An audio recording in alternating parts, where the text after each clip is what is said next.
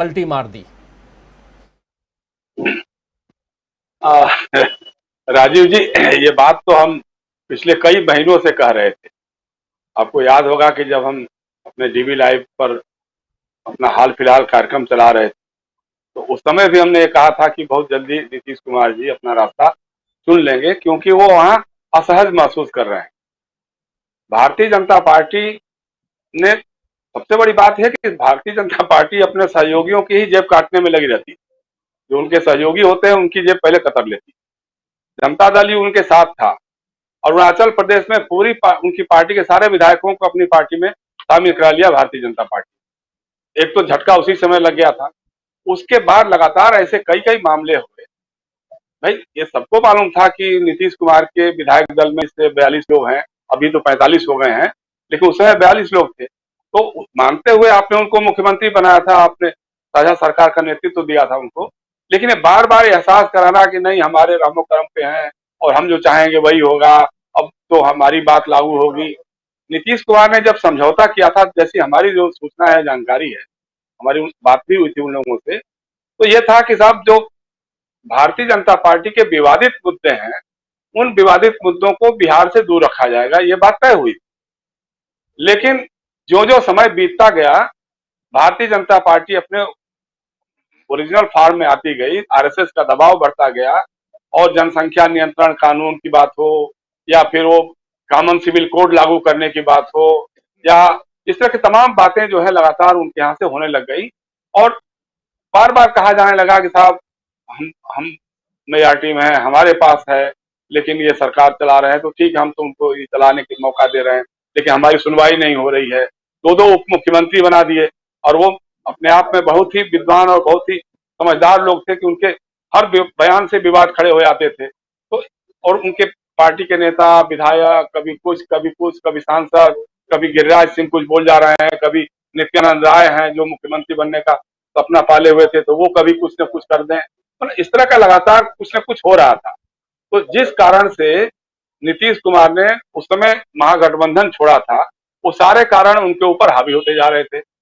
अच्छा, भाजपा के देखिए, चूंकि सफलता सबसे बड़ा प्रमाण होती है, तो चूंकि भारतीय जनता पार्टी लगातार अपने मुहिम में सफल हो रही थी, तो कोई चाणक्य बन जा रहा था, तो कोई चंद्रगुप्त बन जा रहा था, और यहाँ सारे चंद्रगुप्त और सारे चाणक्य फेल कर गए।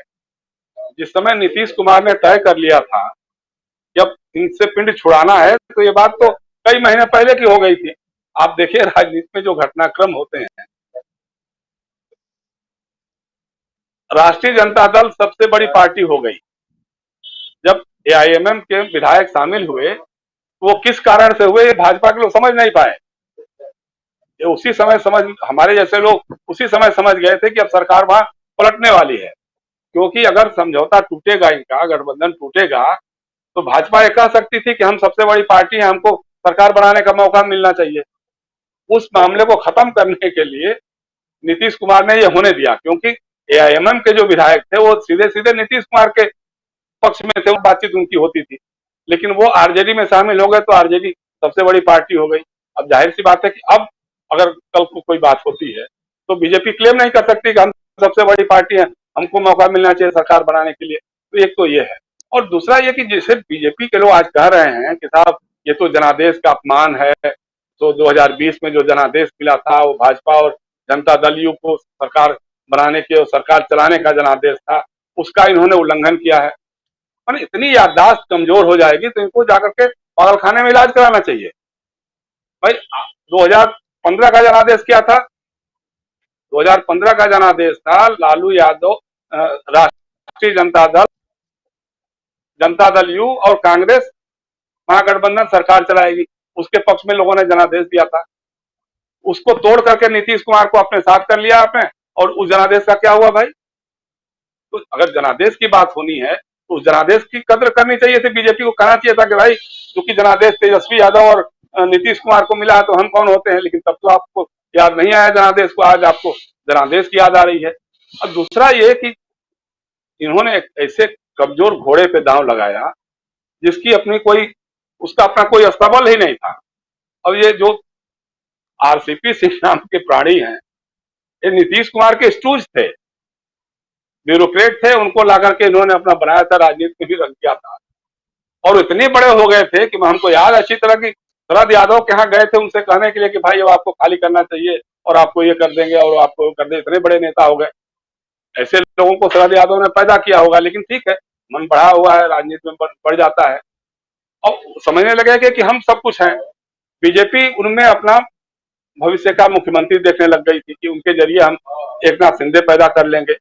और उसके जरिए इन्होंने खेल किया कि पहले तो राष्ट्रीय अध्यक्ष थे जनता दल यू के, और जब हुआ कि साहब जनता दल यू को कोटा मिलेगा केंद्र सरकार में, तो सीधे आरसीपी से बुला करके अमित शाह ने बात किया, कहा कि आप ही क्यों नहीं बन जाते हैं। तो आरसीपी सिंह राष्ट्रीय अध्यक्ष भी थे और जाकर के मंत्री बन गए। उसी दिन नीतीश कुमार को यह समझ में आ गया कि अभी हमको कमजोर करने में, काटने छाटने में लगे हुए हैं।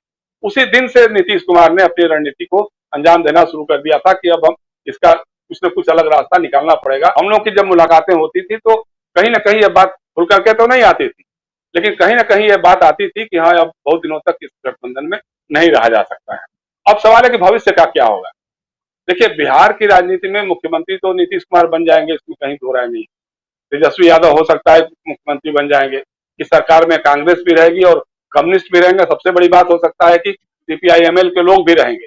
तो जो यूपीए गठबंधन की जो पहली सरकार थी, मनमोहन सिंह वाली, जो 2004 वाली सरकार, उसमें कम्युनिस्ट भी शामिल थे।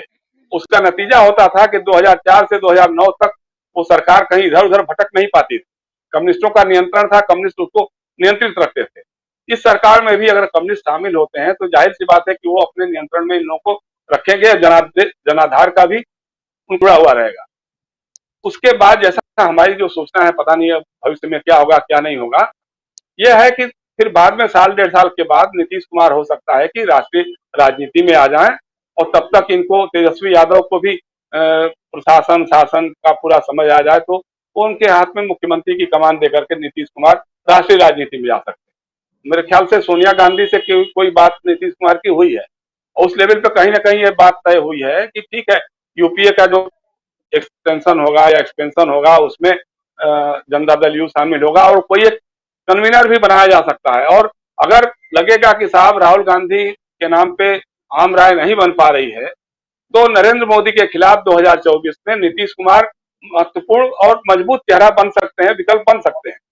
क्योंकि अभी जो चेहरे घूम रहे हैं, ममता बनर्जी का हो चाहे केसीआर का हो, इसको राहुल गांधी या सोनिया गांधी भी पसंद नहीं करते हैं। और दूसरी बात यह है, इन दोनों के ऊपर भ्रष्टाचार के आरोप भी लगे हैं, परिवारवाद के जनक भी ये लोग हैं। ममता बनर्जी भी अपने भतीजे को और आगे बढ़ाने के चक्कर में कभी ईडी उनके पीछे पड़ा हुआ है, केसीआर भी अपनी बेटी और बेटा और सबको बढ़ाने में लगे हुए हैं। कम से कम नीतीश कुमार पर पर्सनली कोई भ्रष्टाचार का आरोप नहीं है और परिवार का भी राजनीति में लाने का कोई आरोप नहीं है। तो इस मामले में भी वो एक मजबूत चुनौती पेश कर सकते हैं। ऐसा मुझे लगता है कि शायद विपक्ष की इस तरह की रणनीति बन सकती है, और उसमें हो सकता है कि उनके साथ नवीन पटनायक, क्योंकि नवीन पटनायक को भी उड़ीसा में बीजेपी से जो थ्रेट मिल रही है, चुनौती मिल रही है, तो इसलिए हो सकता है कि नीतीश कुमार नवीन पटनायक को भी अपने साथ जोड़ सकते हैं। भविष्य क्या होगा ये देखने वाली बात है, लेकिन फिलहाल तो चाणक्य की नीति जो है गड़बड़ा गई है। चाणक्य बैठ करके छाती पे हाथ धर के सोच रहे हैं कि कहां से कहां गलती हो गई। बेचारे जाकर के उन्होंने कहा भी पटना में कि साहब वो नहीं नहीं, 2024 का भी चुनाव, 2025 का भी चुनाव नीतीश कुमार के नेतृत्व में ही लड़ा जाएगा। लेकिन नीतीश कुमार के बारे में है ना कि उनके दांत उनकी आंख में है, तो वो सब समझते हैं कि कब किसको कहां से उसका स्वाद दिखाना है, तो उन्होंने खेला कर दिया है। अब दूसरा ये भी देखिए, जैसे अभी जिस तरह से बीजेपी ने पटना में सम्मेलन किया और जगत प्रकाश नड्डा गए वहां पे, और जो जैसे कारपेट बॉम्बिंग होती है, जैसा लग रहा है कि मतलब विपक्ष की कोई सरकार हो और वहां जाकर के उनका ये कर रहा हो, उस तरह से कह दिया जाके जगत प्रकाश नड्डा ने कह दिया कि साहब अब कुछ दिनों की बात है, कुछ दिनों बाद तो क्षेत्रीय दलों का अस्तित्व ही खत्म हो जाएगा। तो नीतीश कुमार को यह भी लगा कि भाई क्षेत्रीय दल तो हम भी हैं, तो लगता है हमारे अस्तित्व के फेर में भी पड़ गए हैं, तो उन्होंने इसका सबक सिखा दिया है। तो इसका एक ही होगा, एक तो बिहार में सरकार बदल जाएगी और राष्ट्रीय राजनीति के फलक बदल जाएंगे, राष्ट्रीय राजनीति का परिदृश्य बदल जाएगा। जिस विपक्ष को पूरी तरह से हम लोग खारिज मान रहे थे, उस विपक्ष में जान आ जाएगी। एक तो कांग्रेस जो सड़कों पे आई है महंगाई और बेरोजगारी को लेकर के, उससे एक ताकत मिलेगी, और दूसरा नीतीश कुमार के पाला बदलने से। पाला बदलने मतलब वो ओरिजिनल खाने में गए हैं, वहां तो उनका बेमेल गठबंधन था। नीतीश कुमार को सब कुछ कर सकते हैं, लेकिन सांप्रदायिक नहीं कर सकते हैं या फासिस्ट नहीं कर सकते, या मनवादी नहीं कर सकते। तो इन तीन चीजों को आप परे रख दीजिए। तो एक तरह कहा जाए तो अपने वाकई घर में आए हैं। पिछली बार उन्होंने जो गलती कर दी थी, हालांकि विधानसभा में कहा था कि अब जीते जी इस पार्टी से कभी हम हाथ नहीं मिलाएंगे, लेकिन उन्होंने हाथ मिला लिया था उसका, और जो हाथ मिला लिया उसका अंजाम उनको भुगतना पड़ा बीच के 2-3 सालों 4 सालों में। अब इस बार हमको लगता है कि फिर दोबारा ऐसी कोई वो गलती नहीं करेंगे और राष्ट्रीय राजनीति में मजा आएगा। जी राजीव। जी जी, बहुत